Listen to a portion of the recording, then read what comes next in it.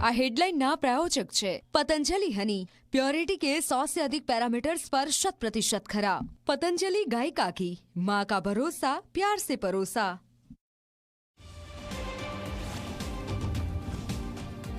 नर्मदा जिल्लाમાં મેઘાની ધબધબાટી, નાંદોદમાં 4 કલાકમાં વરસ્યો 7 ઇંચ વરસાદ, તો 6.5 ઇંચ વરસાદમાં તિલકવાડા પાણી, ગરુડેશ્વર ડેડિયાપાડામાં પણ ખાબક્યો 4 ઇંચ વરસાદ।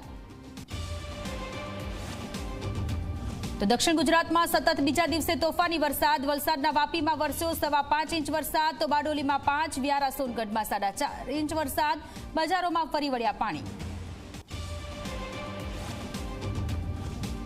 તો સુરતમાં ગઈકાલે 14 ઇંચ બાદ આજે 2.5 ઇંચથી વધુ વરસાદ, સણિયા હેમાદ, પર્વત પાટિયા સહિતના વિસ્તારો પાણી, ઘર દુકાનોમાં પાણી ભરાતા લોકોને પારાવાર મુશ્કેલી।